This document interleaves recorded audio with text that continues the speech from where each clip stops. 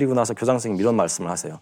3교시가 끝나고 총살 구경을 간다는 거예요. 그리고 저희는 키가 작으니까 아이들을 제일 앞에 쪼로로 앉히는 거예요. 그러니까 앞에 가린 것도 없이 그냥 재수가 있는 거예요. 아이들이 어떻게 변하냐면요. 총이 땅 쏘면 탄피가 나고 앞에 그 탄두죠. 탄두가 나가면은 사람을 관통하고 벽에 가서 박히거든요. 애들이 그걸 파내요. 왜냐하면 왜 그러냐면요. 이게 사람이 미친 거예요, 완전. 북한에서는 꽃제비였지만 대한민국에 와서 정말 거지에서 왕자로 신분 상승을 하신 분들 오늘 모시고 이야기 나눕니다. 네, 그중에서 먼저 이제 미국 트럼프 전 대통령이 국정연설에서 직접 그 사연을 소개한 분이 계십니다.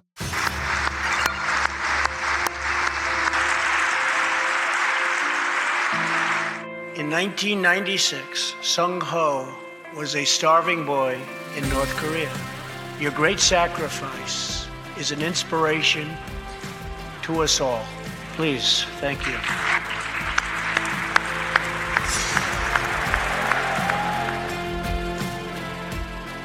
이 꽃제비들의 왕초에서 이제는 국회의원으로 전 탈북민들의 목소리를 대변하고 계신 지성 의원님 나와주셨습니다. 안녕하세요.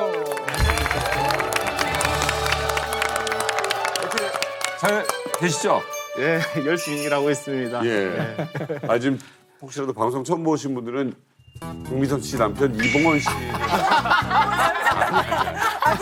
아니, 그 이봉원 씨보단 제가 잘생겼죠. 또 한 분 소개해드리도록 하겠습니다. 이 북한의 재벌집 외동 아들에서요. 한순간에 꽃거지로 전락했지만 전 세계를 누비면서 탈북민들의 인권을 알리고 있는 분입니다. 이성주 씨 나왔습니다. 네, 안녕하십니까.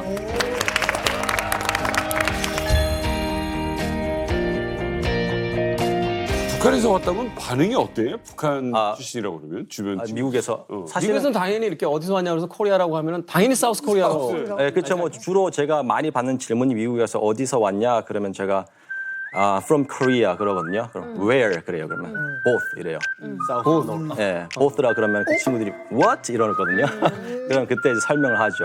사실은 그게 저를 소개하는데 훨씬 더 편했어요. 그러네. 네, 그러니까 제가 누군지를 이 친구들이 각인시킬 수 있는 거. 그래서 저희 학교 딘도 이제 저를 잘 몰랐었는데 갑자기 하다가 저기 보스 코리아에서 온 친구가 있다. 그래가지고 일어나 보라고. 네, 그래가지고 항상 미국에 가면은 이제 북한하고 남한을 다 설명을 하죠. 네. 아, 이거 라임이 되네. 사우스, 노스, 버스. 멋있어요. 네, 그렇습니다. 이 두 분은 워낙 오래전부터 이제 이만금의 식구셨다라고 하니까. 그렇죠. 그런데 오늘 처음으로 이제 소개해드릴 분이 계십니다. 이분 무려 방송 데뷔 24년 차신 분이고요. 북한에서 석고피를 능가하는 프로 탈출러 꽃제비였습니다. 그리고 현재는 대한민국에서 본인의 이름을 딴 영상 제작사를 하고 계십니다. 전충일 씨를 모셨습니다. 반갑습니다. 현재 제 이름으로 딴 미디어 회사를 운영하고 있는 전충일입니다. 근데 방송국 14년 차라는 게 무슨 말이에요? 제가 어릴 때 99년대 그러니까 꽃제비 칠 당시에 중국에 왔을 때 버스를 하나 탔어요. 그 버스에 한국 취재분들이 타셨던 거예요. 그분들 통해서 한국 뉴스에 제가 잠깐 나왔었던 적이 있어요. 신기하다. 그러니까 한국 기자들이 있었던 거예요, 네네, 거기에? 맞습니다. 버스에. 네, 웬일이야. 몇 살이었어요? 그때가 13살 때였습니다. 13살.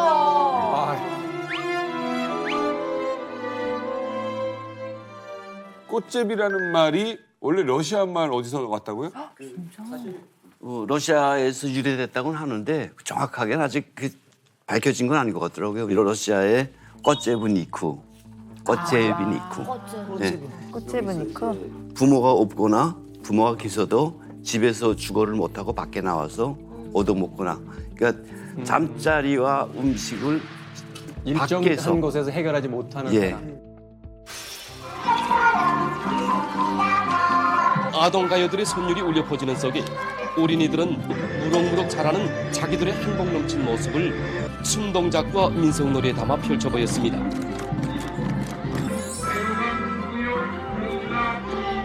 북한에서 이제 부유층 자제들이겠죠. 아이들을 나라의 왕으로 내세워주시며 희망의 나리를 활짝 키워주시는 경애하는 아버지 김정은 스님에 대한 감없는 고마움이 넘쳐 있었습니다.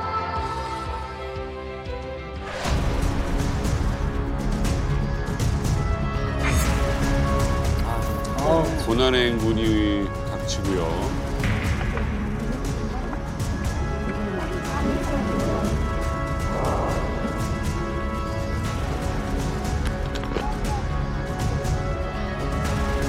아무튼 없니? 니 몇 살이? 어? 15? 저게 15살이니까. 제가 실수를 할 수밖에 없는. 진짜 애기 같다. 노인과 꽃제비들은 쓰레기장을 뒤져 그나마 먹을 만한 것들을 찾거나 시장 구석에 서서 누군가 먹을 걸 나눠주기를 끝없이 기다립니다. 그것도 여의치 않으면 떨어진 음식을 누가 먹기 전에 급하게 주워 먹습니다. 국수 한 가닥이 떨어지길 기다리는 아이들이 있고요. 네, 저 질퍽거리는 땅에서 아우.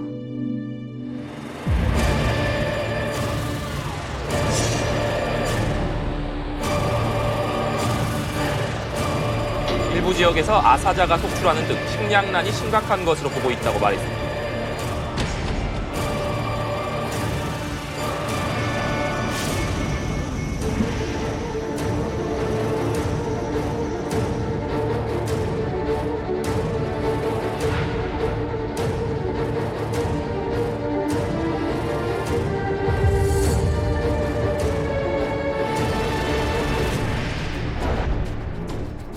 아니 근데 저도 얘긴 들었거든요. 김정일 시대 때는 아이들을 그 못 먹고 꽃제비들도 많다는 얘기 들었는데 이게 김정은 시대까지 연결되는 줄은 정말 몰랐어요. 그러게요. 뭐 사정이 좀 좋아졌다라는 이야기가 한때 들리기도 했었는데 이게 옛날 영상이나 지금 영상이나 찍은 거 갖다가 이렇게 두면 어느 게 예전 건지 모를 정도로 예, 화질 변화만 조금 있을 편이 아닌가라는 생각이 들고요. 예전에 평양에서 부잣집 아들이었다가 꽃제비 생활을 하신 성주 씨는 왜 꽃제비가 되셨던 거예요?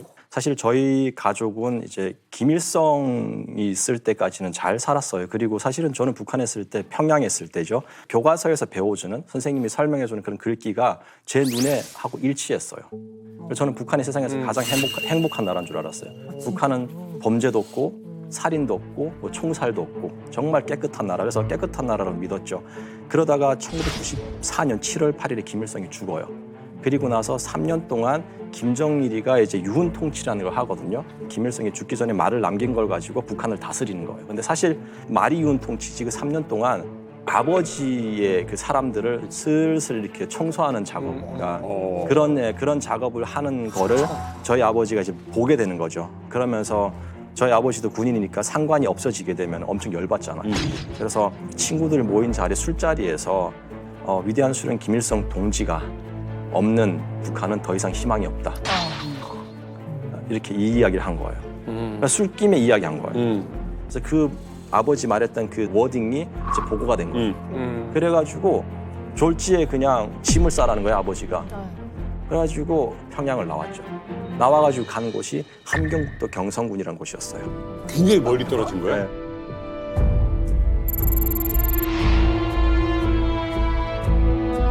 그때 평양에서 기차를 타고 좀 가니까 다 내리라는 거예요. 그래서 기차를 갈아타야 된대요.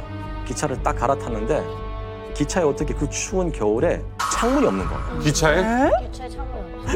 영하의 날씨에도? 비닐 방막으로 되고 있고 그리고 객차 안에 딱 들어갔는데 그 의자를 다 드러낸 거예요, 사람들이.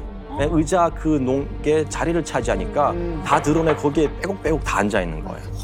그렇게 하고 가면서 제가 아버지한테 물었어요. 아버지 우리가 지금 어디 가냐 하니까 아버지가 딱 하시는 말씀이 지방에 가서 한 1년 정도 살다가 다시 평양으로 올라올 거다. 아버지는 그거를 믿으셨어요. 왜냐하면 아버지가 숙청된다라고 생각 안 하고 잠시 혁명화 간다라고 생각하셨거든요. 혼나는 거다.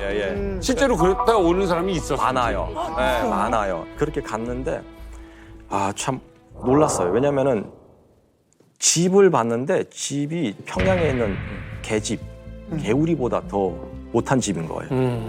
네, 그렇게 이제 저희 아버지가 그런 말 실수로 북한에서는 이거를 말반동이라고 그러거든요. 말반동에 걸려서 이제 추방된 거죠. 이 성주 오빠네처럼 권한행군식의 말반동들이 너무 많이 나온 거예요. 근데 제가 살던 자강도에 혁명화로 평양에 계시던 분들이 정말 많이 내려왔어요. 근데 그분들은 출신 성분 자체를 완전 밑바닥으로 내려오기 때문에 동네에서도 이분들을 개돼지 취급을 해요. 아니 근데 진짜 말 한마디로 그렇게 뭐 인생이 바뀐다는 게 진짜 저는 만화 같고 되게 신기한데 지방에 있던 현실은 갭 차이가 엄청났을 것 같은데 어떠셨어요? 엄청났죠. 왜냐면 저희가 지방에 갔을 때 더 충격이었던 것은 아버지가 이제 저를 새로운 학교에 인민학교에 이제 저를 편입시켰는데 교장 선생님이 종을 땡땡땡 치더니 학생들 다 이제 운동장에 모이게 하는 거예요. 그리고 나서 교장 선생님 이런 말씀을 하세요. 3교시가 끝나고 총살 구경을 간다는 거예요. 총살 구경을 간다는 거예요. 총살 구경. 그러니까 제가 저도 그렇게 놀랐어요, 정말. 그래가지고 제가 그 친구한테, 짝꿍한테 영화 개봉했냐 물어봤어요. 영화 보러 가느냐 하니까 아니래요. 정말 총살을 보러 간다는 거예요. 아니, 믿기지 않아가지고 그냥 친구들이 뭐 노래 부르고 줄 맞춰서 걸어가니까 저 따라갔는데 재수가 2명 있었어요. 여자, 남자가 있었어요. 그리고 저희는 키가 작으니까 아이들을 제일 앞에 쪼로로 앉히는 거예요. 그러니까 앞에 가린 것도 없이 그냥 재수가 있는 거예요. 잘 보이라고 그냥. 네, 그리고 나가지고 보위부 지도원이죠. 3명이 나오더니 그 여자한테 먼저 총을 쏘는데 한 사람이 3발씩 쏘는 거예요. 한 명이 9발을 받았어요. 제목은 간단해요. 중국으로 탈북을 해가지고 중국에서 남조선 선교사를 만났대요. 그리고 새로운 사상을 북한에 들여왔대요. 반역죄, 탕탕탕탕, 9발. 저학년도 그거 11살이었어요. 11살이었어요. 5살 때도 보여요. 11살요. 그 애기 엄마들이 애기 없고 장마당에서 나오면 장마당 길목을 아예 막아버려요. 그래서 그 사람들을 공개총살 현장으로 몰아요.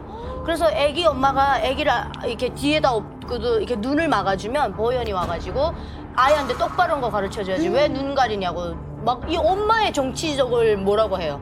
그래서 오히려 보게. 이게 90년대 중반에 아이들에게 본격적으로 보여주기 시작했을 때가 94년도 권한행군 오고 김정일의 정권을 잡으면서 공포 통치가 시작됐거든요. 네. 그때 이제 아이들에게 이 총살 장면을 보여주면서 너네도 끽하면 죽을 수 있다라는 공포심을 심어준 건데 국제사회가 그때만 하더라도 아연실색했어요. 못 믿었었어요. 근데 어느 정도냐면 아까 오빠가 구경 간다라고 하잖아요. 북한의 아이들은 진짜 구경 가요. 처음엔 무서워하다 나중엔 구경 더 가요. 슬픈 게 제 주변의 친구들은 총 빵빵 쏘면 거의 탄피가 날리잖아요. 네. 탄피를 기념품으로 맞아요. 목걸이 만들고 막 그래요. 아니 그렇게 하다 보니까 아이들이 어떻게 변하냐면요. 총이 땅 쏘면 탄피가 나고 앞에 그 탄두죠. 탄두가 나가면은 사람을 간통하고 벽에 가서 박히거든요. 애들이 그걸 파내요.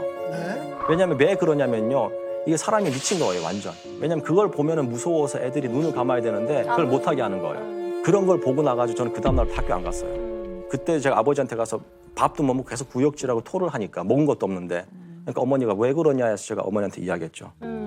사람 2명 죽이는 걸 봤다. 엉엉 울었어요. 그러니까 어머니가 무슨 소리냐. 옆집에 가서 물어보는 거예요.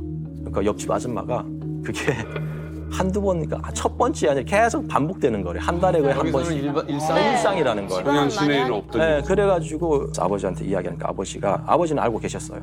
근데 아버지가 하시는 말씀이 그러면 어떻게 하겠냐 저한테 그러시길래 제가 내일부터 아버지 따라 산에 가서 나무하고 약촉하겠다고. 그래서 그 이후부터 이제 학교를 안 갔죠. 네.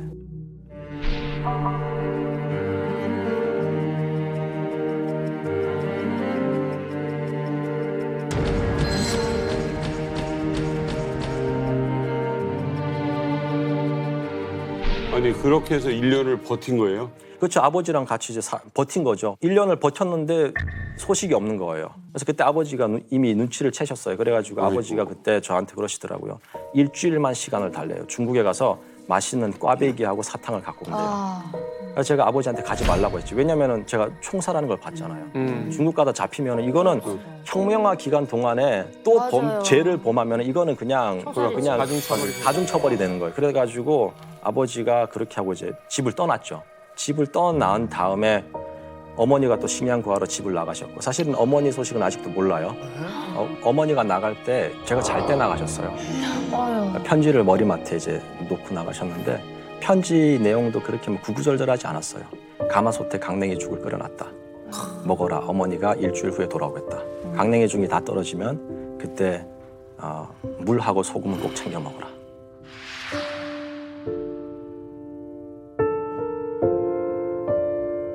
그리고 나서 한 이틀 되니까 너무 배가 고파가지고 그때부터 물하고 소금을 먹는데 사람이 영양 상태가 안 좋은 상태에서 물하고 소금만 먹으면은 몸이 부어요. 풍선처럼 부어요.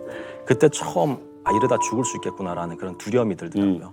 그래서 그때 제 친구 집에 갔었죠. 나중에 이제 그 친구하고 같이 꽃제비를 하게 되는데 그 친구 집에 가가지고 처음 음식을 달라고 했어요. 음식을 달라고 하니까 이 친구가 저를 데려간 곳이 장마당이었어요. 장마당에 데려가서 저한테 그러더라고요. 여기가 너 식당이다 그러는 거예요. 무슨 말인지 이해가 안 됐어요. 내 친구가 훔쳐먹던 덮쳐먹던 빌어먹던 이제부터 네가 알아서 해라.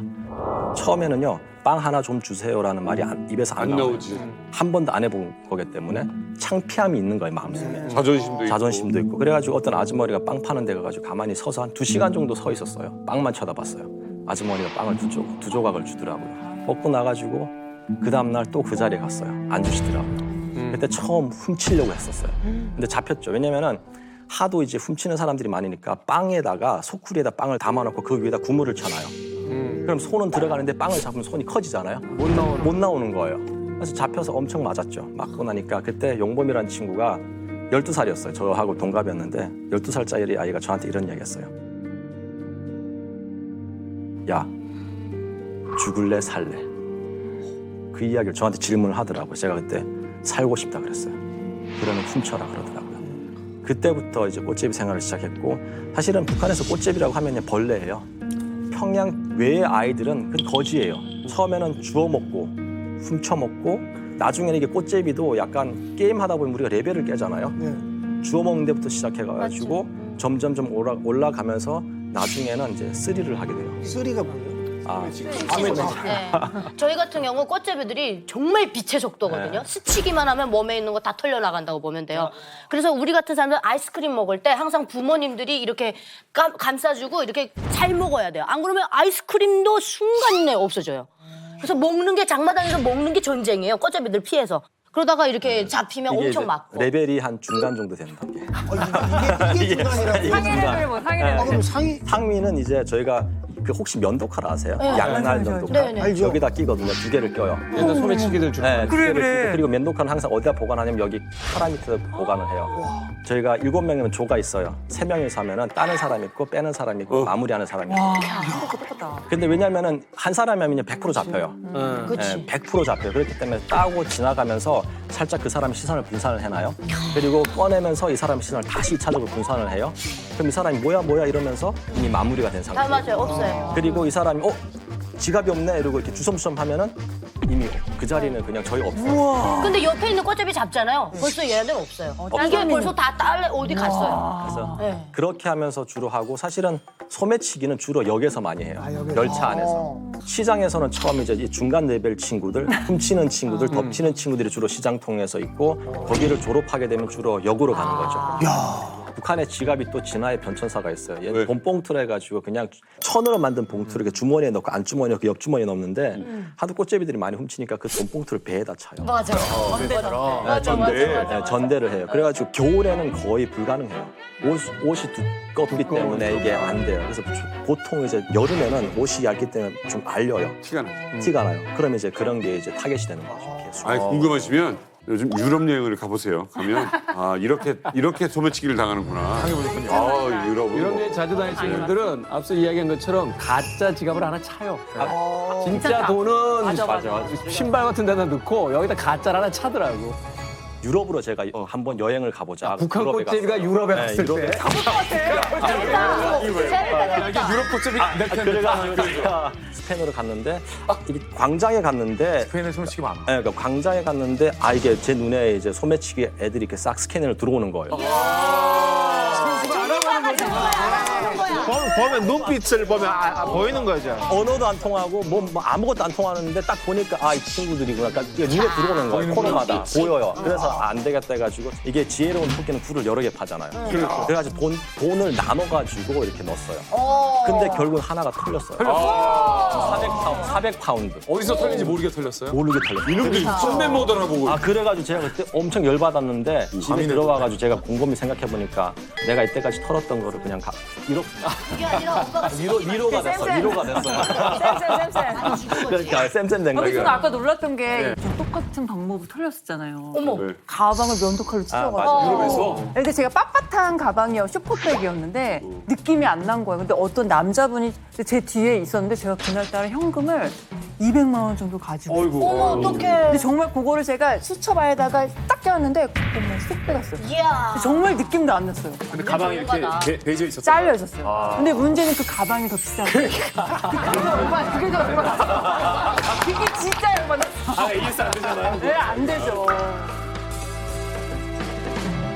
전충희 씨는 꽃제비를 어떻게 하게 됐어요?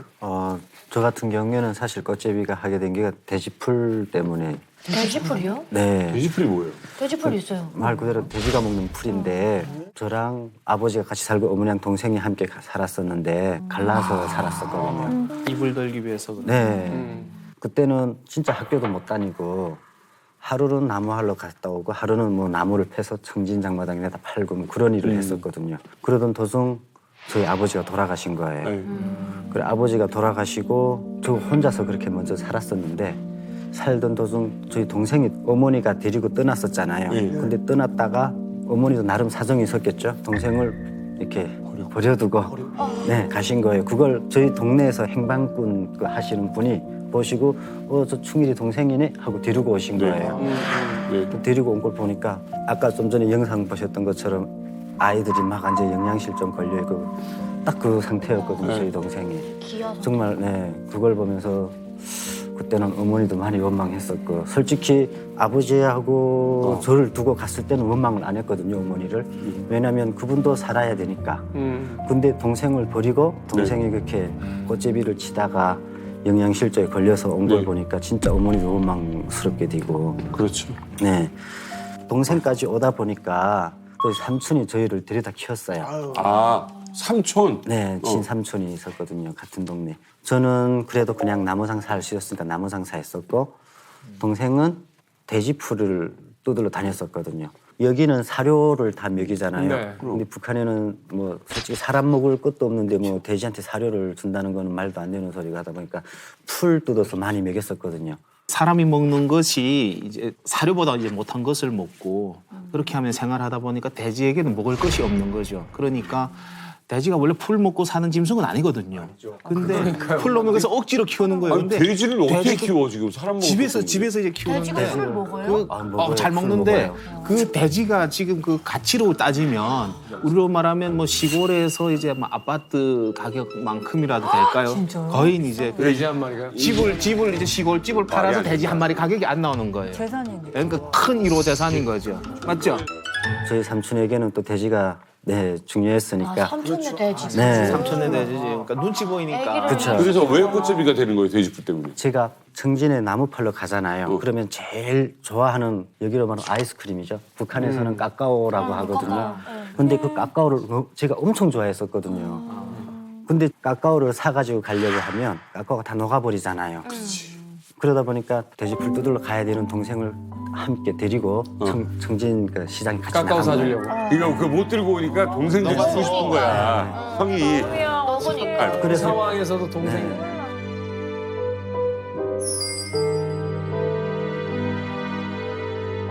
그래서 동생을 사 먹였는데 근데 딱 그날따라 삼촌이 그 장에 나온 거예요. 삼촌이 장에 나와서 저희 그 동생이랑 함께 있는 것을 목격한 거예요. 그래서 거기서 또 삼촌한테 엄청 맞았거든요. 풀 뜯으러 안 가고 네. 깎아 먹고 간다고. 맞아요. 풀 뜯어야 되는데. 꼭 동생한테 먹어보고 싶고 왜냐하면 제가 엄청 좋아하는 음식이고 하다 보니까 근데 그건 또 저희 동네는 팔진 않고 그때 동생도 맞고 저도 맞고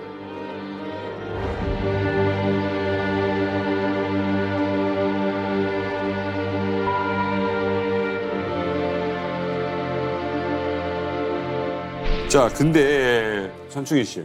네. 청진으로 가서 뭐 나무 팔고 뭐 하다가 이제 끝내는 이제 꽃제비 생활이 시작이 돼요. 근데 청진이라는 데는 그래도 큰 도시죠? 네, 청진은 큰 도시. 처음엔 청진역에서 꽃제비를 했었고요. 그러던 중 저 같은 경우는 또 북한의 대형단 책임비서라는 영화가 있어요. 그걸 보고 대형단에 한번 가보자. 네, 대형단에 가면 영화 속에 그런 내용이 있어요. 꽃집이 아이들을 그 책임비서가 받아서 걔네를 키워주는 그런 장면이 있거든요.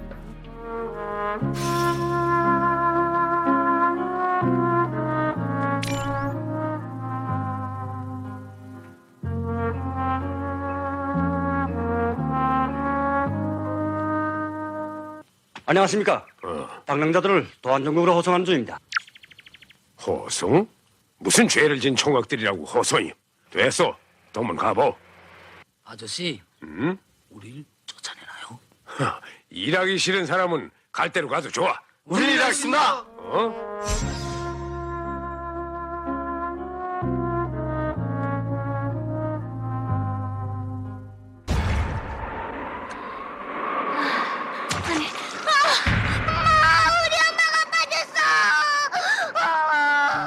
저러다 진짜 사람 많이 빠졌어요. 아유.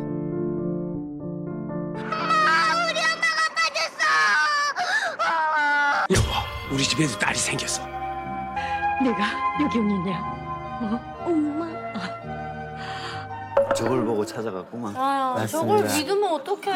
너무 순수하다. 엄마, 얘는 누가지 데리면서.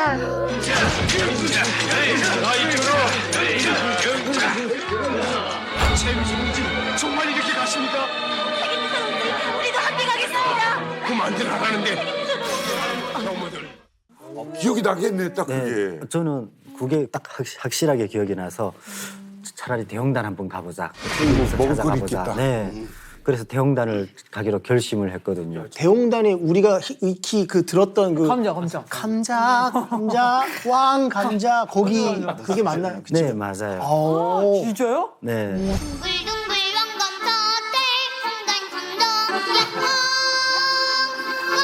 아, 귀여워.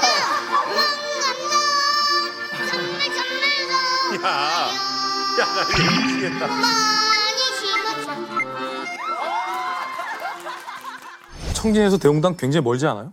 그렇죠. 엄청 멀죠. 청진에서 대홍단까지 가려면 일단 저는 무산으로 해서 갔거든요.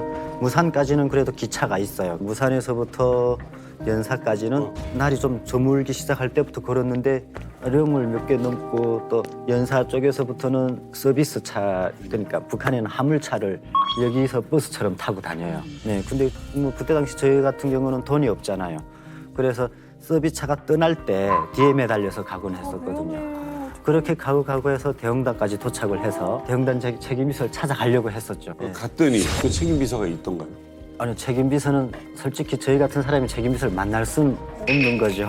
그냥 그거는 네, 방금 영화처럼 그냥 선전 내용이었었고 책임비서는 못 만난 대신 그 경비 감자 서시는 분인데 그 자기 경비 그 막인데 그걸 빌려주시더라고요. 거기서 자면서 감자도 마음대로 묶고 있으라고. 진짜? 네. 착한 분이다. 그렇죠. 제가 그 속에서도 진짜 좋은 분 만나서 감자라도 마음대로 먹을 수 있기는. 진짜 감자 많이 나요. 이 왕감 감자는- 이만해요? 아니요, 그만하진 않은데 대형단과 감자밭은 진짜 넓어요. 그렇구나. 그 대형단 감자밭이 한 이랑이 엄청 길어서 보이지 않아요. 그러니까 그게 감자만 되는 거예요. 너무 추워가지고. 산이 그냥 다 감자밭이. 감자만 되는 되는구나. 곳이에요. 이게 왜 전충일 씨가 결국 대웅단까지 갔는지 저는 들으면서 이해가 되면서도 마음이 아팠던 게 저 드라마가 막 99년에서 2001년도까지 북한 내부에서 방영됐을 거예요. 근데 94년, 97년까지 북한이 고난행군 초기에 많이 죽었어요. 부모들이 다 굶어 죽거나 아니면 돈 벌러 아이들을 버리고 나가니까 97년 이후부터 꽃제비 문제가 사회적으로 대두됐는데 96년, 97년까지만 해도 북한이 대외적으로 꽃제비는 없다였어요.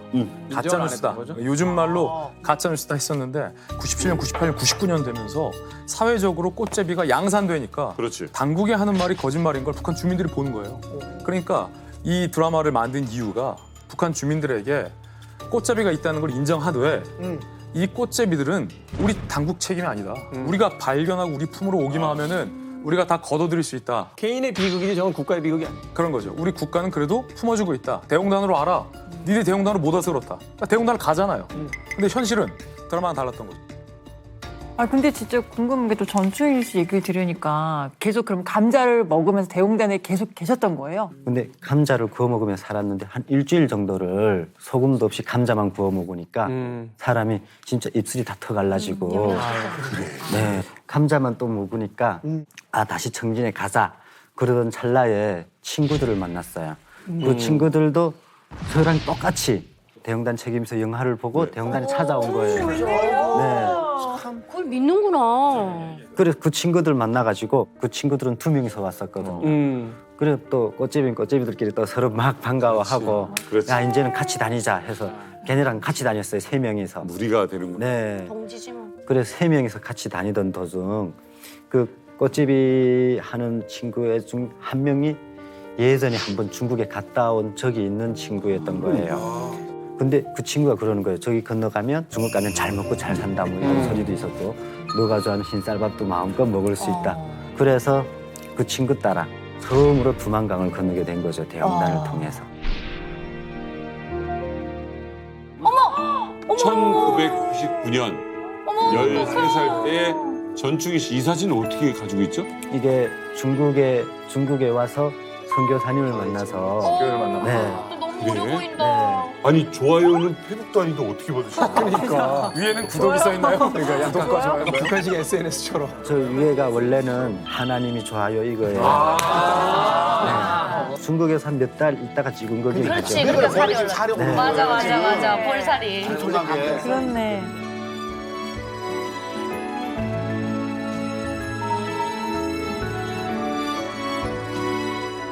지성우 의원께서는요?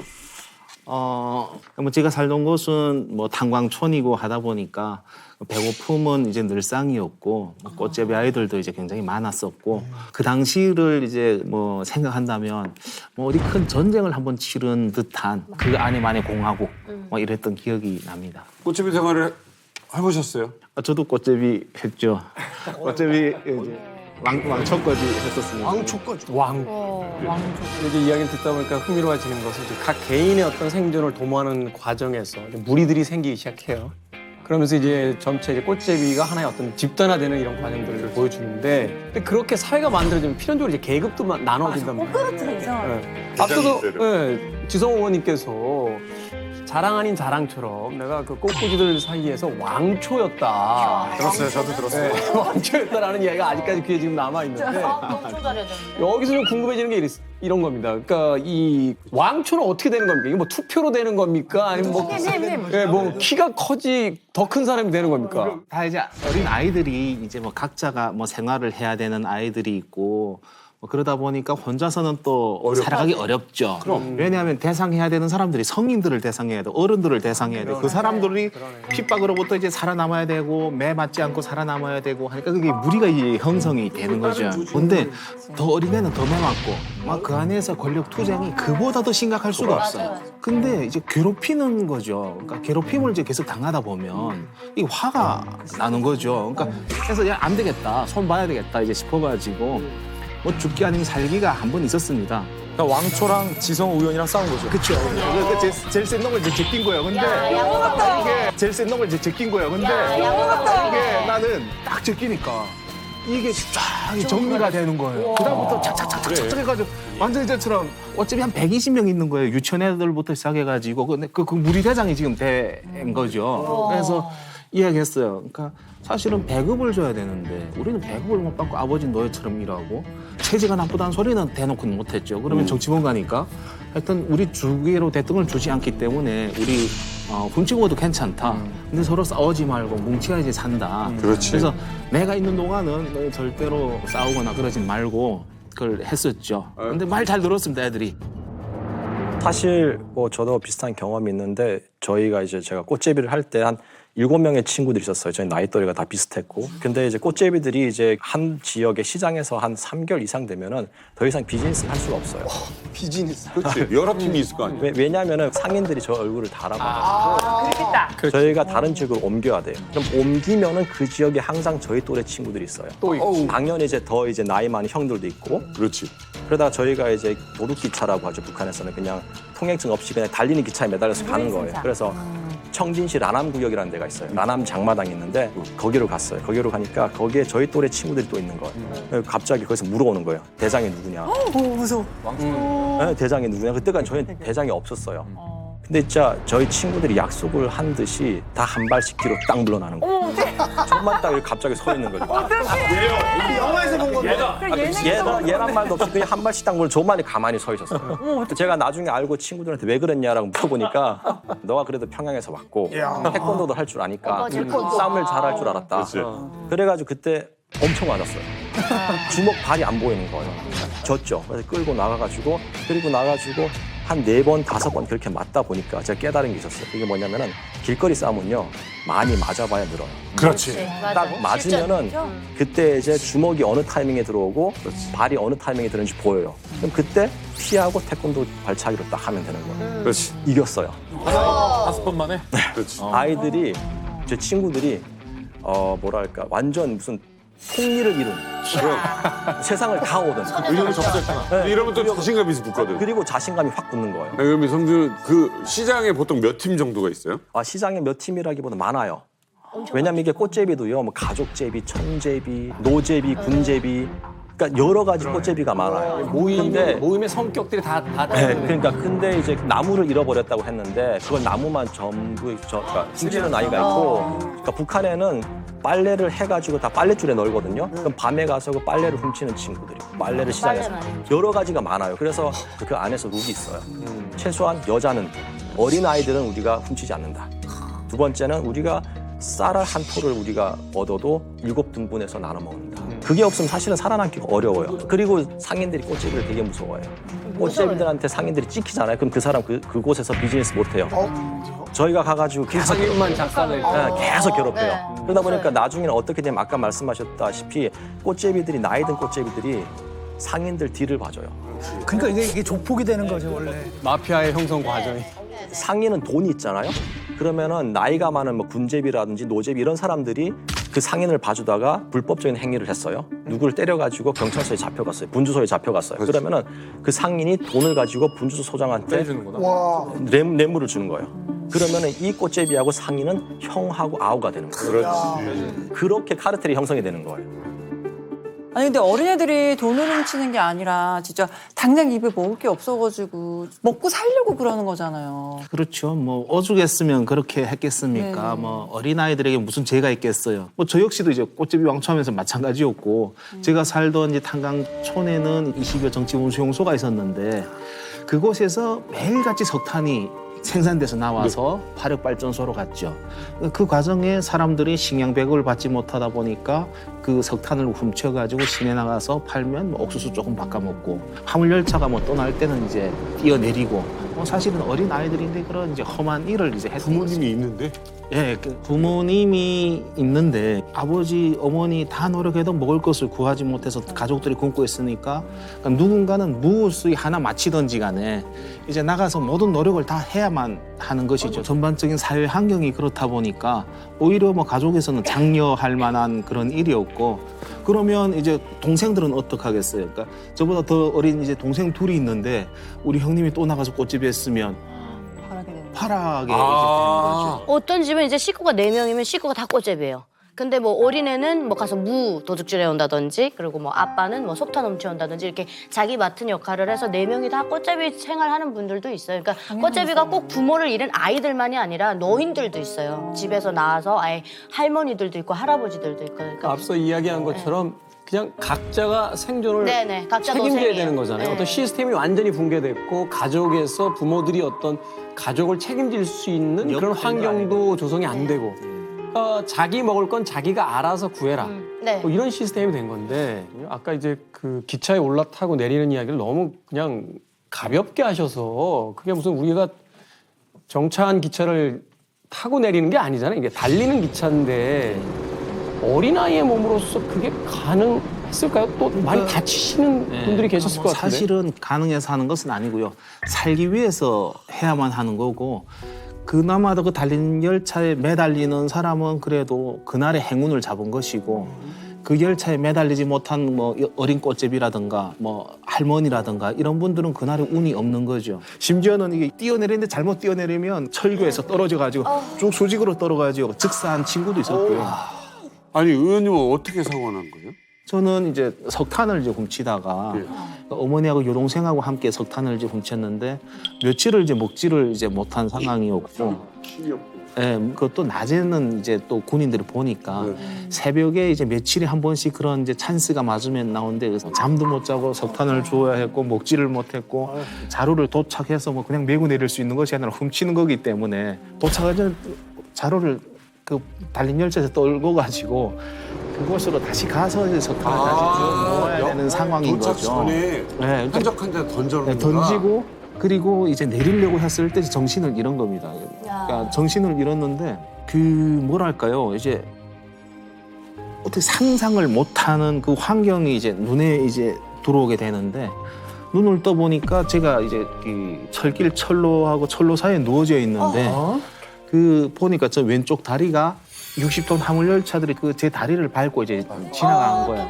그러니까 그 당시 제가 14살인가 밖에 안 됐으니까 이걸 어떻게 표현을 못 하겠고 심지어는 이제 숨을 쉴 수가 없는 겁니다. 그러니까 이게 날숨을 쉴 때마다 피가 폭폭폭 나가는데 이 숨을 이렇게 둘숨을 쉬려면 확 막혀가지고 이게 숨을 이제 못 쉬겠는 거죠. 근데 이제 그보다 더 힘든 거는 그날에 뭐 영하 이제 뭐 한 8도, 10도 이제 되는 날씨다 보니까 이 잘려 있는 이쪽 그 살에 붙어 있는 쪽으로는 그 찢어지는 듯한 냉기가 들어오고. 근데 사람들은 그 제가 이제 그 철길에 쓰러져 있는 거 보는데 사람들은 다 저를 두고 자기가 부른 석탄 자르러 가는 거죠. 왜냐하면 훔친 것을 다른 사람이 또 훔쳐가요. 먼저 간 사람이 훔쳐가고 하니까 사람들이 다 이제 뛰어 넘어가는데 그때 들었던 생각이 피가 다 빠지면 나는 이제 살 수가 없다는 생각이 들었고 죽는 것이 이제 무서워서 그럼 피를 이게 막아야 되겠다고 봤는데 이 손가락도 이제 철길에 이제 잘려가지고 여기도 막 드렁드렁 이제 매달려서 양쪽으로 피가 나는데 왼쪽 다리와 왼쪽 팔이 한 손 가지고 손에 피를 잡아야 될지 다리에 피를 잡아야 될지 이게 지금 분간이 이제 안 되고 하니까 그 짧은 시간에 그 수많은 생각이 이제 돌아가는데 그러니까 우리 말하면 필름이 지나가듯이 어려서부터 행복했던 시간이 쫙 지나가고 그다음에 공포가 이제 드는데 아버지가 보고 싶고 어머니가 보고 싶고 동생들이 보고 싶고 죽는다는 게 무서운 거죠. 울고 있는데 동생이 12살밖에 안 됐는데 어머니는 그 철길 따라 계속 가면 오빠가 나오니까 찾아가라 했는데 얼마 가지도 않았는데 지금 오빠가 지금 철길에 쓰러져 피바다가 됐는데 도와주는 사람도 없고 밤에 그런 거죠. 울면서 이게 지금 어떻게 해야 되냐고 난 무서워서 지금 12살짜리, 5학년짜리 너무 무서워가지고 어떻게 해야 되냐고 하는데 너무 춥다고 하니까 그 누더기 옷 같은 거 이제 목도리 했던 거 그걸 해가지고 다 벗어서 이제 덮어주고 죽지 말라고 또 동생이 철도 막 관계자를 우리 오빠 살려달라고 막 울며 돌아다니고 이렇게 하다 보니까 철도 관계자가 나와서 이제 저를 그 뭐 시체를 싣는 그런 리어커 같은 데서 싣고 이제 병원으로 이제 가는 상황이었죠. 저희 어머니는 그 리어커를 또 빌려가지고 그 석탄을 담으려고 아무 상황도 모르고 뭐 그냥 오다가 막 애가 우는 어떤 애가 막 이제 죽겠다고 우는 소리가 들리니까 보니까 다리가 잘렸고 막 지금 상황이 지금 형편이 없는 거죠. 그래서 막 울면서 차라리 내가 이렇게 되지 이제 어떻게 이 세상을 사냐고. 병원에 갔는데 그때 아마 새벽 몇 시가 된지는 모르겠습니다. 새벽 1시나 2시나 뭐 아마 그렇게 됐지 않았을까 싶었는데 병원은 큰 병원인데 수술을 할 수 있는 상황은 아니고 그러니까 수술을 못 한다는 거죠. 근데 저희 어머니는 살려달라고 막 의사 이제 바지가랑이 잡고 울고 불고 막 난린 겁니다. 그러니까 의사가 하는 이야기가 그러면 그 수술할 이제 마취제라든가 수혈할 피라든가 이런 뭐 항생제나 이런 걸 지금 갖고 왔냐? 회령시도 작은 곳은 아니어서 앰뷸런스도 있고 그런데 이제 그거는 이제 저희들이 이제 탈 수 있는 것도 아니고 의약품도 이제 그 비상약품인데 저희 같은 사람 주는 것이 아니라 자기 간부들이 써야 되는 거죠. 근데 저희 집에 이제 뭐 그걸 살 만한 돈이 없으니까 그러고 이제 살았던 거 아닙니까? 그 없다.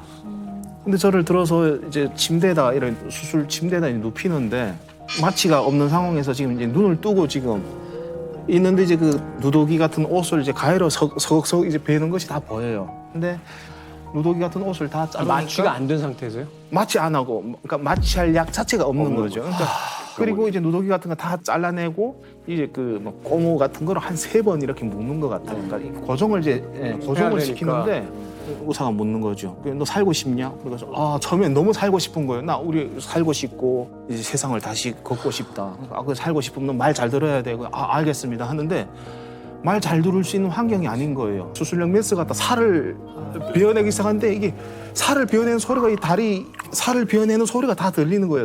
석석 이제 살을 베어내는데 이게 너무 고통스러우니까 그 영양실조 걸렸는데 뭐 힘이 어디서 나왔는지 모르겠는데 거의 발악을 한 거죠.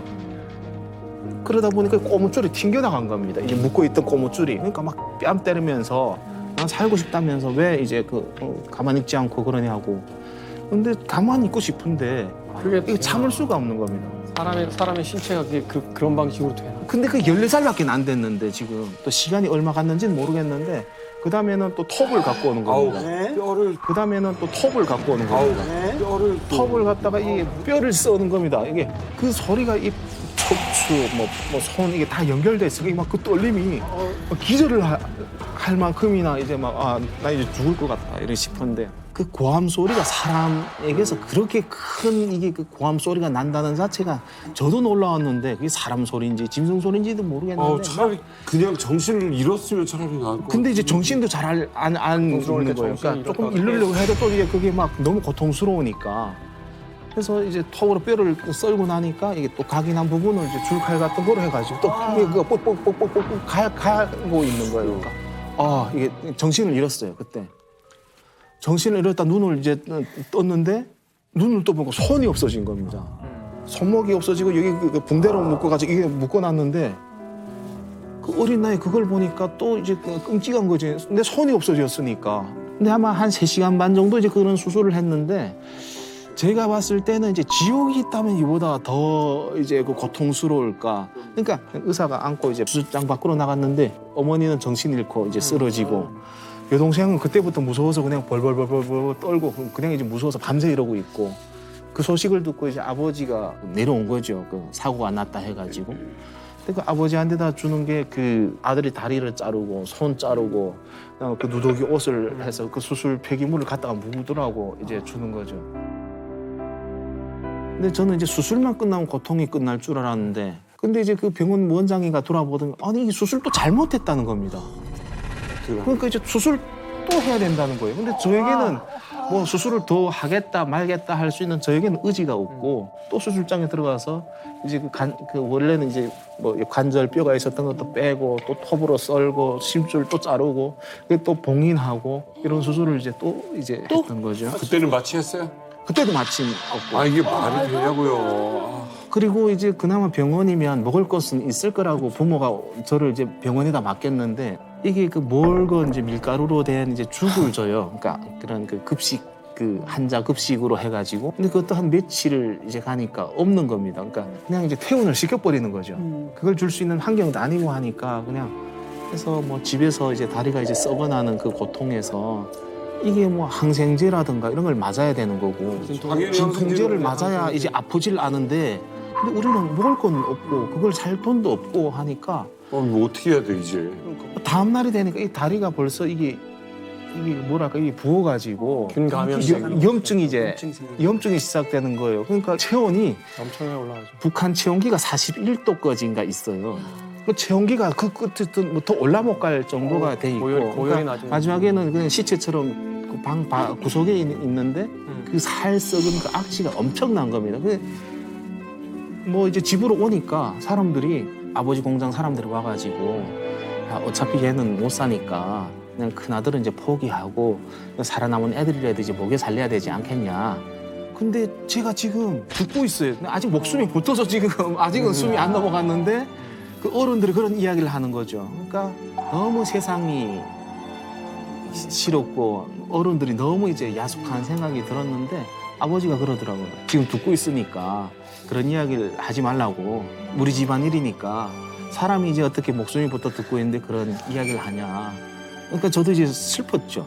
싶었는데 뭐 먹을 것도 없었어요. 근데 저희 그 10살 뭐 그 정도 된 남동생이 있었는데 진짜 그 장마당 앞에 가서 가만히 앉아 있는 거죠. 그런 사람들이 먹다가 가끔 버리는 그 국수면을 이제 하루 종일 주워가지고는 걔는 나를 그걸 이제 내 입에다 넣어주고 얘 자체도 굶어 죽게 생긴 거죠. 그 영양실조가 얼굴이 다 부어 있는데 그게 얼마나 먹고 있었겠어요. 그 음식인데 북한에서는 최고의 음식인데 애들 심리가 그게 입에 이제 들어가고 싶은데 그걸 안 먹고 갖고 와서 씻어가지고 저 입에다 넣어주는 거예요. 형님 죽지 말고 이제 살아서 살아라고. 한 7개월이 되니까 그래도 이제 살아남았고.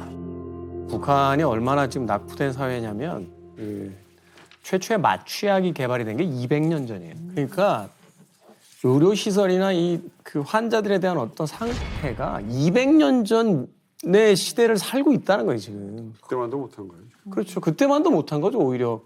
그러니까 이게 사실은 같은 2023년을 산다고 하지만 어떤 공간성에 따라서는 이게 사실은 18세기를 살고 있는 사람들의 그 환경 속에서 지금 살고 있다는 거니까. 이게 참. 팔다리를 잃으셨잖아요. 그 뒤로 기차만 보면 놀래서 도망가셨겠네요. 온 가족이 다 움직여도 이제 먹고 살기 힘든 곳인데 그러다 보니까 제가 들었던 생각은 가족을 위해서는 나도 무언가 하지 않으면 눈치가 보여가지고 그 와중에 나도 이제 무언가를 해야 되겠다고 싶어가지고 목발은 짚어야 되는데 한쪽은 손이 있으니까 목발은 짚는 거고 한쪽은 손이 없으니까 끈으로 이제 목발을 묶어가지고 그리고 다시 나간 것이 화물열차인 거예요. 그런 게 도둑질이라고 그거밖에 없으니까. 그래서 이제는 그것도 이제 건강치 않잖아요. 그러니까 그냥 애들이 훔치고 가면 땅바닥에 흘린 것을 이제 그런 게 매달 있으면 줬다가 또 제일 늦게 도망가잖아요. 이게 목발 짚고 있으니까. 그럼 호송하는 사람들이 잡히면 그냥 사정없이 두들기는 거예요. 목발을 이제 심지어 부러뜨려 버려요. 그리고 이제 내리쫓아요. 그럼 그다음에는 집에까지 목발이 없으니까 퐁퐁 뛰어가야 되는 거예요. 그러니까 울다가는 또 가다가는 울다가는 가다가는. 그래서 그때 들었던 생각이 나는 무슨 운명을 갖고 태어나가지고 이렇게 이제 천덕꾸러기로 살아야 되며 그리고 우리나라가 천국이라고 하는데 누가 우리가 이제 천국이며 더 나가서는 우리가 이렇게 사는 것을 다른 나라 사람들은 알기를 할까. 근데 사실은 저도 이제 힘든 게 그러니까 이게 그 트라우마인 겁니다. 그래서 대한민국 와서도 그냥 싹 잊어버리고 그냥 새로 리셋하고 이제 새롭게 살려고 했는데 지금도 지성호 제2, 제3의 지성호가 북한에 살고 있으니까.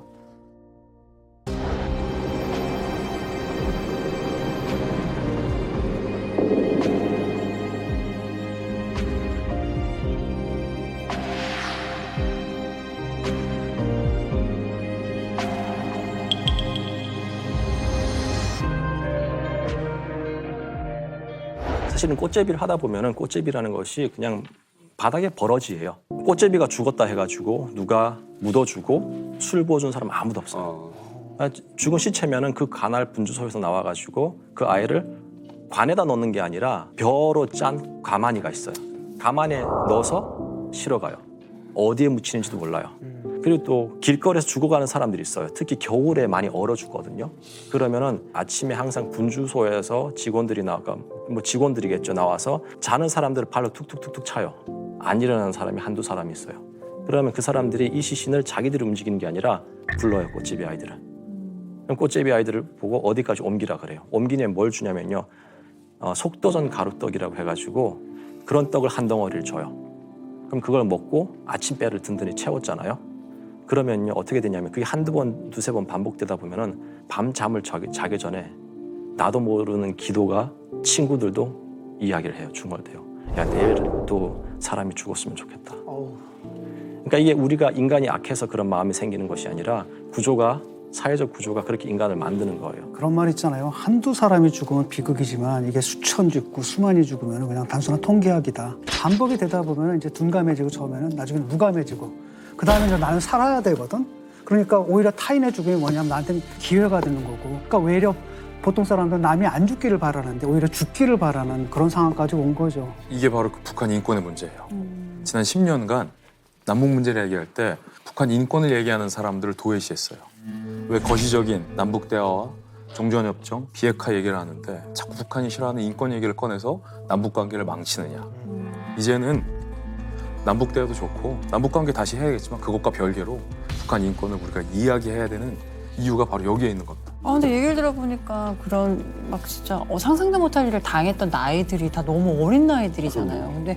근데 이게 정말 어린 아이들이 이런 걸 느끼면 안 되는 게 맞는데 참 어떻게 보면 진짜 비극이 아닐까 싶어요. 너무 마음이 아팠어요. 근데 저희들이 좀 궁금한 거는 이제 그 불편한 몸으로 이제 탈북을 하셨는데 그게 이제 어떻게 가능했는지 그 이야기를 좀 해주시면 될 것 같은데. 이곳은 나라가 아니다.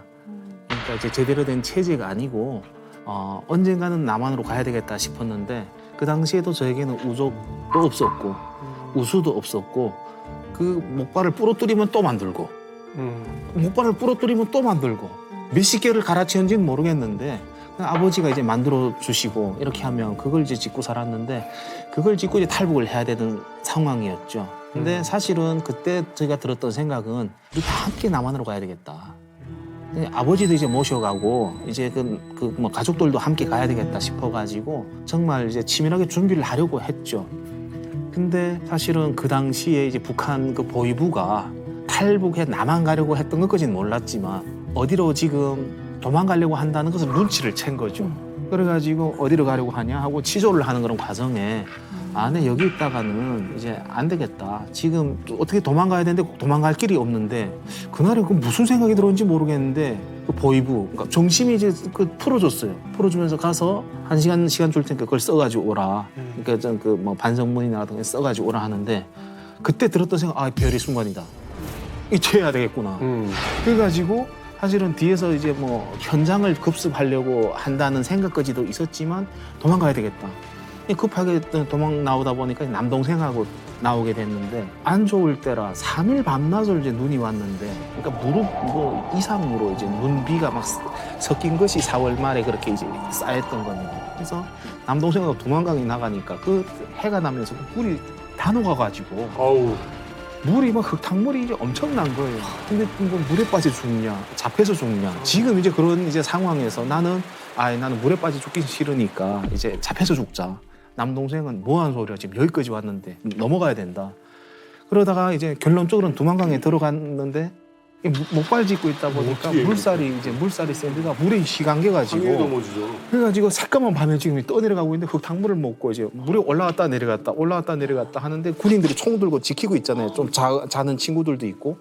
제가 살려주세요 하면 이제 총으로 쏘는 거죠. 그러니까 살려주세요 하다 맞다가 물고로 들어가고 뭐 이렇게 지금 이제 하는 상황인데 정신을 잃었죠.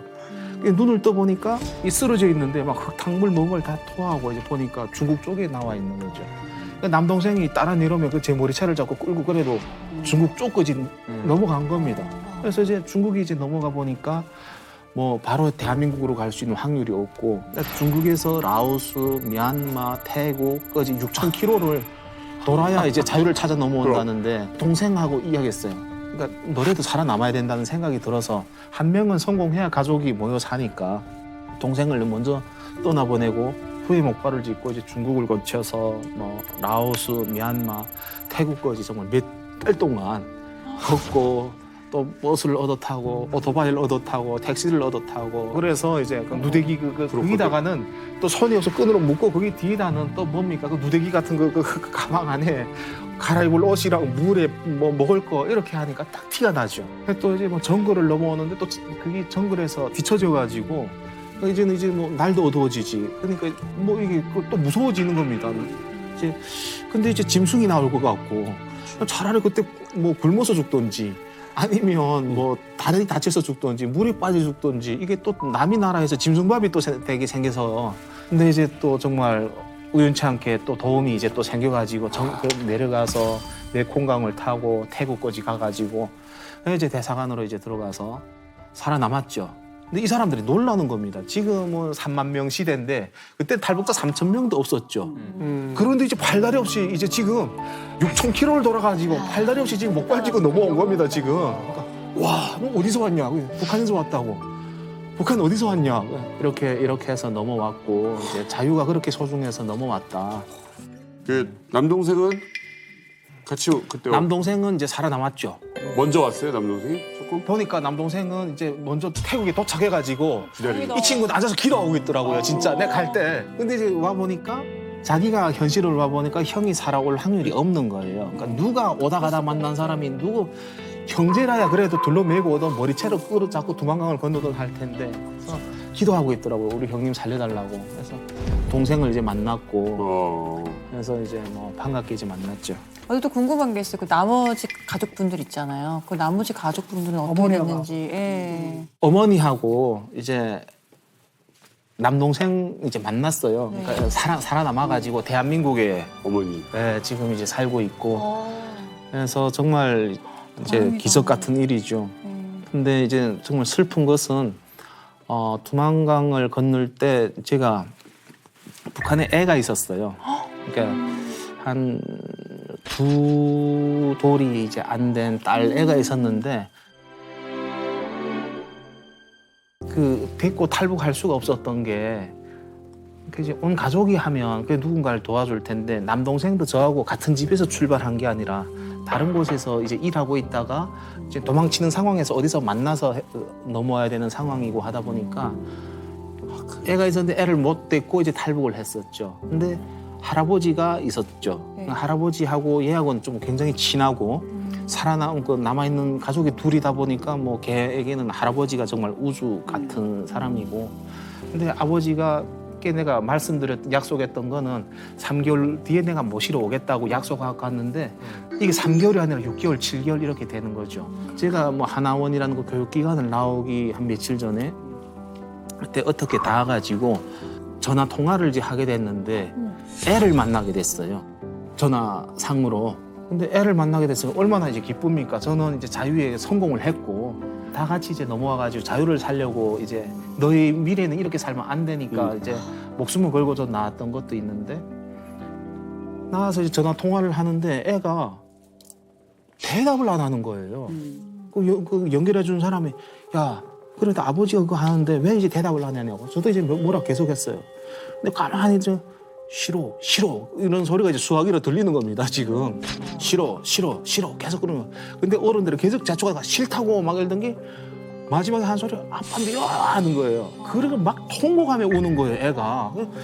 무슨 2달 반밖에 안 되는 어린애가 저렇게 통곡하며 울 일이 뭐 있냐. 그리고 밖에 나와서 북한에 이제 연락을 취해보니까 아버지가 애를 얻고 이제 두만강을 건너던 중에 군인들에게 체포당한 거예요. 체포당해가지고 저희 아버지가 고문당해서 돌아가신 거예요. 그러니까 얘하고 할아버지하고 둘이 지금 잡혀가지고 할아버지 매 맞아 죽는 걸 계속 본 거예요. 그러니까 이제 그 트라우마가 있으니까 그러니까 이제 잡혀가지고 할아버지가 매 맞아 죽는데 결과적으로는 아빠에 대한 그런 분노 같은 것이 있었던 거죠. 그러니까 보지 말아야 될 걸 이제 애가 봐버린 겁니다. 그래서 그 후에 이제 애를 찾으려고 이제 정말 이제 엄청 노력을 했어요. 대학교 다니면서도 이제 노력을 했고, 근데 결과적으로는 제가 알게 된 거는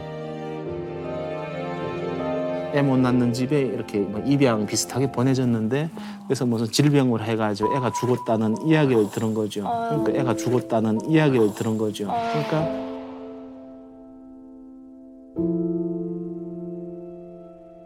어찌 보면 이제 왜 내 한테는 이런 이제 고통이 있나. 할머니가 굶어 죽었잖아요. 아버지는 매 맞아 고문당해 돌아가셨고, 저는 팔다리를 북한 땅에 잃었고, 애는 이제 북한 땅에서 이제 죽었고, 그러니까 4대가 이제 북한 이제 김씨 정권으로 인해 가지고 이런 이제 고난을 이제 겪는데, 내가 지금 정상적인 삶을 살고 있다는 것 그 자체가 정상이 아니라고 생각해요. 저도. 제가 트라우마가 이제 몇 개가 있는데, 수술하는 트라우마가 있다고 말씀드렸죠. 기차에 대한 트라우마가 있다고 말씀드렸죠. 세 번째로는 아기를 안지 못해요. 최근에 남동생이 아기를 낳았어요. 남동생이 아기 낳아, 형이 안아봐 하는데 진짜 동생, 그러니까 안지를 못하겠는 거예요. 그러니까 조금 이제 무서워가지고 안지를 못하겠는데, 그러니까 애가 어릴 때 그걸 이제 놓고 나와가지고, 그러니까 이제 뭐 동생도 이 방송 보면 이제 형이 왜 그거 하는지를 좀 봤으면 좋겠어요. 애기들을 이제 안지를 못하겠는 거예요. 그 트라우마가. 이제 그걸 겪으며 이제 살고 있습니다. 그런 상황을 겪으며 살고 있습니다. 처음 오셨을 때 조금 적응하기는 쉽지는 않으셨을 것 같아요. 너무 달라서. 사실은 저는 한국에 왔을 때 가장 어려웠던 게 공부였어요. 공부? 네. 그렇지. 수학, 영어, 국어. 그 공부 중에서도 가장 어려운 게 영어였어요. 영어가 너무 어려웠어요. 왜냐면 저는 영어를 그때 한국 와서 처음 봤거든요. A, B, C, D 이거를 처음 봤어요. 그럴 수 있지. 그리고 이제 또 어려웠던 게 친구들하고 이제 그 코드가 안 맞는 거예요. 제가 한국에 왔을 때 17살이었어요. 근데 제가 나이도 속이고 고향도 속이고 중학교 1학년으로 들어갔어요. 고향이 어디냐라고 친구들이 물어보니까 그때는 이제 북한 사투리가 억양이 있었으니까 강원도 정선. 예, 이만갑 나오기 전에 다 저랬어. 예, 그래서 어디서 왜 그걸 정선이라는 곳은 그러니까 그렇게 하고 친구들하고 대화를 하려고 해도 계속 핀트가 안 맞는 그렇지. 거예요. 이해는 되는데 그래서 어느 날 이제 뭐. 친구들이 막 갑자기 도토리 이야기를 하는 거예요. 그래서 야 이거 나 아는데 도토리는 이제 참나무에서 나는 거잖아요. 그래서 제가 그래가지고 제가 친구들한테 야 도토리는 참나무에서 나고 그걸로 묵 해 먹을 수 있고 막 이런 이야기 했으니까 친구들이 갑자기 딱 술 이렇게 얘기하고 막. 목미 이러면서. 그러더니 이제 친구가 하나둘씩 떨어져 나가더라고요. 뭔가 이상하지. 그래가지고 그리고 또 그 즈음에 그때는 몰라 저희 학교에 이제 삥 뜯는 친구들이 있었어요. 그러니까 그래가지고 어느 날 갑자기 학교에서 집으로 가려고 하는데 이제 형들한테 걸린 거예요. 형 해봤자 동갑인 거죠. 근데 저보다는 키도 훨씬 컸어요. 왜냐면은 워낙 잘 먹었으니까. 그래가지고 딱 와가지고 돈 있냐 해서 그때 아버지가 신발 사라고 5만 원이 있었거든요. 큰 돈이었어요. 용돈이 5만 원이었으니까. 그래서 돈 있냐 물어보니까 당연히 돈 있으니까 돈 있다 그랬죠. 그래서 얼마인지 5만 원 있다 그랬어요. 다 갖고 오라는 거예요. 그래서 제가 줄 수 없다 그래서 제 돈인데 그러니까 이제 100원당 한 대라는 거예요. 맞아요. 그래가지고 야, 니 나 누군지 아니? 제가 발로 제 배를 차는 거예요. 근데 제가 제일 아꼈던 옷이 교복이었어요. 그렇지. 한국 교복이 너무 예쁘잖아요. 이렇게 다 이렇게 뭐 이렇게 그 뭐죠 넥타이도 있고 되게 예쁘고 딱 잠깐만 이러고 나가서 이제 교복을 다 벗고 주먹 그 가방에 있는 체육복으로 갈아입었어요. 그러니까 막 거기 애들이 막 기다려줘.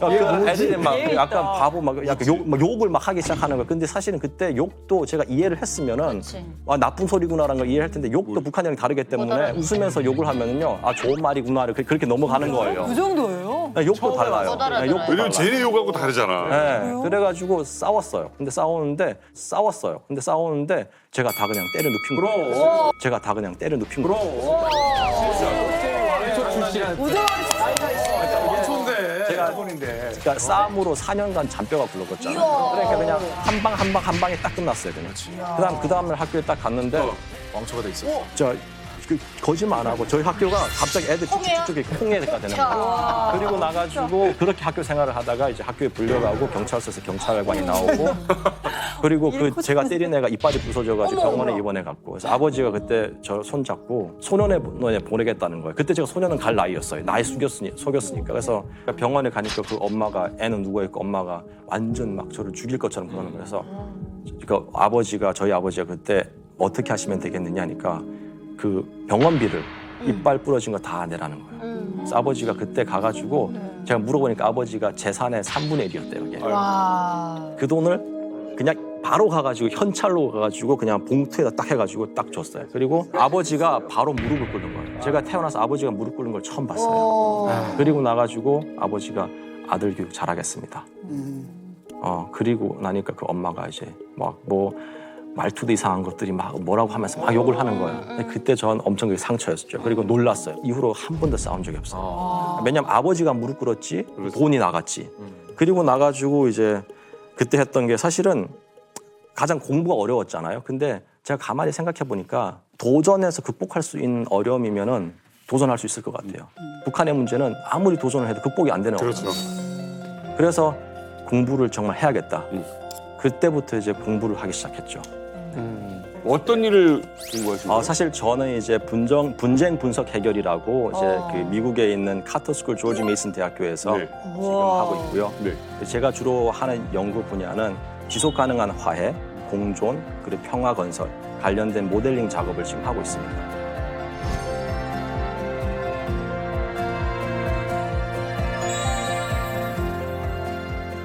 이게 보니까 오늘의 소제목이 왕자와 거지잖아요. 근데 거지였다가 다들 왕자의 삶을 살고 계신 것 같아서 너무나도 뿌듯합니다. 특히 이제 지성호 의원님 같은 경우는 탈북자 구출하는 일도 했고 지금 국회의원이 됐지만 국회의원이 되기 전에 또 미국에 넘어가서 그때 당시에 트럼프 대통령의 초청을 받아서 갔었잖아요. 그때 사실은 이 목발을 들면서 했던 연설이 전 세계인의 마음을 울렸었거든요. 아, 진짜 감동이었어요.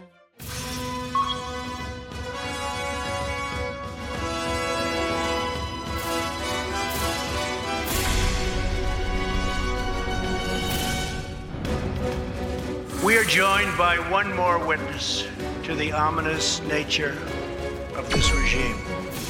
His name is Mr. Ji Sung-ho.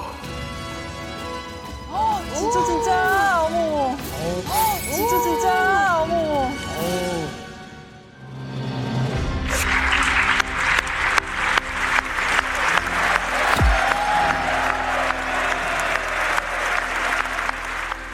제가 짚고 넘어왔던 목발입니다. 짚고 넘어왔. 네. 어떤 비어 부모님들 계세요? 전 세계 여야가 다 일어났고. 평생 이제 잊을 수 없는 그런 영광입니다. 얼마나 많이 울었는지는 이제 기억이 안 나고요.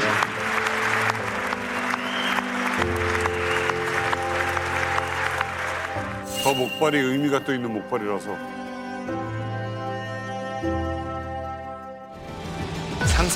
상상할 수 없는 그렇게 이제 크고 정말 이제 그 놀라운 자리에 이제 섰습니다. 그리고 이제 정말 북한 주민들을 제일 많이 사랑해 주셔서 이제 너무 감사합니다.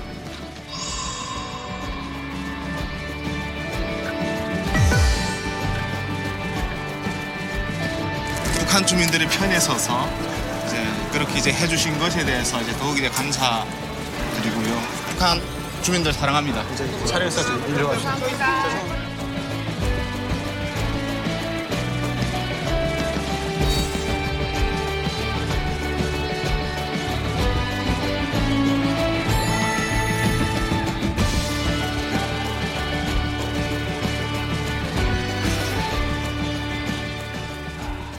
참 이제 저는 삶이 기적이라고 생각합니다.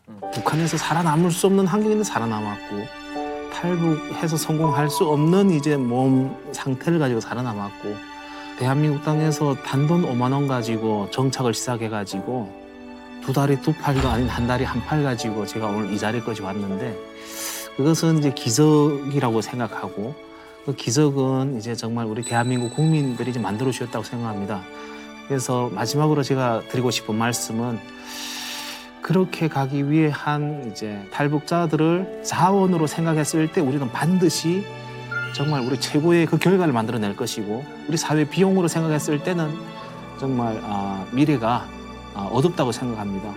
기회가 된다면 탈북민들이 이 땅에서 잘 살아남아서 3만 4천 명이 버는 돈이 북한 GDP를 넘었으면 좋겠어요.